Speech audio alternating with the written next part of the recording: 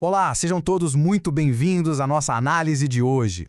Nós vamos mergulhar num tema que toca lá no fundo da mente e do coração de quem enfrenta qualquer tipo de dependência. Ao explicar o material fonte de hoje, vamos adotar um tom bem acolhedor, porque o assunto pede isso, né? Vamos falar sobre como abrir mão de um vício, seja ele químico, um comportamento ou até mesmo um relacionamento, está profundamente ligado a um processo que a gente conhece bem, o luto.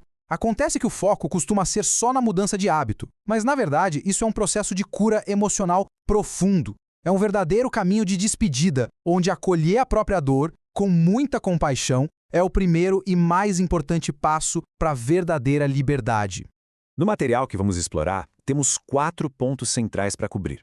Primeiro, a gente vai entender essa perda oculta. Depois, vamos passar pelas fases naturais de quem está navegando pelas fases do luto. Em seguida, as práticas diárias de ancoragem, que são essenciais para o dia a dia. E para fechar, vamos olhar para o horizonte da esperança, a vida que nos aguarda depois de tudo isso. Então vamos lá para a nossa primeira parte, a perda oculta. Vamos entender o peso emocional de aceitar essa impotência. O autor do texto original traz uma frase que bate forte. Ele diz: admitir a impotência é aceitar a perda de poder sobre o eu e o mundo. Olha só que constatação poderosa. Afastar-se de uma dependência não é só alterar uma rotina de manhã ou de noite. É uma perda monumental. Para nossa mente, é literalmente como perder uma bússola, uma muleta que ditou as regras da nossa sobrevivência emocional por muito tempo. Por trás de admitir essa falta de controle, existe uma necessidade real de vivenciar um luto autêntico por essa ilusão de poder que ficou para trás. E aí fica aquela pergunta no ar, né? Como é que uma perda tão profunda pode ser curada? Quando a ausência da substância ou do comportamento vira algo palpável, o vazio parece aterrorizante, insuportável mesmo. Mas o primeiro passo para curar essa ferida é reconhecer uma regra de ouro. Qualquer tipo de perda vai, inevitavelmente, trazer o luto logo em seguida. Aceitar que o luto vai estar ali do lado, acompanhando essa ausência, tira bastante daquele peso e da confusão mental. É assim que o tratamento realmente começa. O que nos leva à segunda parte da nossa explicação, navegando pelas fases. Como é esse processo natural na nossa mente? É super importante saber que a cura se move por 5 passos bem marcados: negação, raiva, negociação, tristeza e, finalmente, a aceitação. A gente precisa ter em mente que viajar por essas etapas, com altos e baixos, é absolutamente normal. Ninguém pula do caos direto para a aceitação num passe de mágica. Saber o que esperar do próprio coração ajuda muito a diminuir o pânico no meio da travessia. A negação é o nosso primeiro escudo. E não é um erro moral ou um sinal de fraqueza, viu? É um mecanismo de defesa da mente. Quando o impacto da perda atinge a gente, rejeitar a verdade ajuda a suavizar a pancada. É por isso que é tão comum a mente pensar: ah, eu consigo controlar isso. Ou, isso não está acontecendo.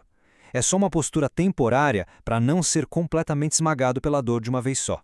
Mas, à medida que esse escudo da negação começa a rachar, a gente entra num território mais turbulento. De um lado, vem a raiva. É aquela frustração gigante, parecida com a de perder um objeto super importante, só que multiplicada por 1000 e direcionada para a falta do hábito. Do outro lado, vem a negociação. Sabe aquele momento de tentar fazer acordos internos? Buscar brechas invisíveis só para não ter que abrir mão definitivamente? É a mente lutando contra a maré, tentando contornar o inevitável a qualquer custo. Então, o barulho todo da raiva e da negociação vai silenciando, abrindo espaço para a chegada da tristeza. Quando a verdadeira dimensão da perda fica inegável, uma tristeza muito profunda se instala. Mas presta atenção nisso. Sentir essa dor não significa de jeito nenhum que o processo está falhando. Pelo contrário, é um marco necessário e extremamente saudável no caminho até a aceitação. Significa que a realidade está, enfim, sendo processada. Sabendo dessa teoria toda, vamos para a terceira parte: as práticas diárias de ancoragem. Como a gente traduz isso em rotinas compassivas? O material fonte nos traz um conselho vital. Fugir das emoções prolonga o luto, enquanto viver essas emoções plenamente é o que realmente ajuda na cura. O grande segredo é vivenciar tudo sem tentar escapar. Ignorar o que está sentindo só coloca o processo no modo pausa. A recomendação é atravessar cada emoção sem evitar a dor. E sim, isso inclui a raiva. A gente precisa buscar intencionalmente formas construtivas e saudáveis de expressar a raiva, ao invés de ficar reprimindo tudo. Para segurar a barra do corpo físico durante esse furacão mental, tem algumas fundações diárias que são essenciais. Comer bem, Dormir direitinho, manter uma rotina de exercícios físicos, isso não é só dica genérica de bem-estar, não. São ferramentas clínicas de sobrevivência. Cuidar da biologia cria um chão firme para uma mente que está cicatrizando. E junto com isso vem uma regra de ouro: evitar decisões impulsivas. Nossa capacidade de julgamento fica muito nublada durante o luto, então não é hora de chutar o balde ou tomar decisões drásticas. O próximo passo nessa ancoragem é a conexão com outras pessoas. Construir uma rede de apoio é simplesmente inegociável. Falar com alguém de confiança e fugir do isolamento são atitudes que salvam, porque o isolamento é o terreno perfeito para recaídas. Outra recomendação fortíssima é frequentar reuniões de recuperação. Traz um alívio imenso estar perto de quem entende exatamente a mesma dor. Além disso, buscar conexões espirituais, para quem se identifica com isso, oferece um suporte invisível maravilhoso. Olhando a longo prazo, esse processo exige uma paciência imensa. É preciso aceitar que leva bastante tempo e não tem atalho.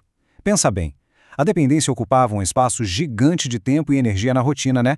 Preencher esse vazio exige esforço deliberado. É a hora de ir atrás de novas atividades, hobbies que nunca foram tentados e nutrir amizades super positivas. Preencher o tempo livre não é só uma distração boba, é a reconstrução da própria identidade. E chegamos à nossa quarta e última parte, o horizonte da esperança. Vamos falar sobre a vida que aguarda do outro lado.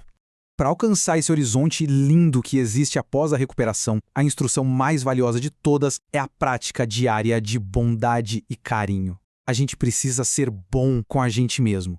Numa jornada que é tão rigorosa, tão desgastante, o mínimo que se deve oferecer a si próprio é um afeto inesgotável. Tratar a própria dor com o mesmo cuidado que a gente teria com o nosso melhor amigo não é um luxo, é uma necessidade absoluta para a cura acontecer de verdade. E olha, o desafio é gigante, a gente sabe disso. O próprio autor do texto base relata o seguinte: aceitar a minha impotência foi das coisas mais difíceis que fiz em toda a minha vida. Isso mostra e valida a luta monumental de qualquer pessoa que escolhe a recuperação. Abrir mão do controle, se render a esse luto, exige uma coragem que é fora do comum. A dificuldade é real e merece todo o nosso respeito. Para fechar nossa reflexão, fica aqui uma provocação cheia de esperança. Como dar o primeiro passo gentil em direção à verdadeira aceitação hoje? Entender esse processo do luto nos traz a clareza de que a dor de perder a dependência não é o fim da linha. Vivenciar isso é, na verdade, o único caminho possível para uma cura autêntica. Que esse caminho possa ser percorrido com calma, um dia de cada vez. Muito obrigado por acompanhar essa análise e até a próxima.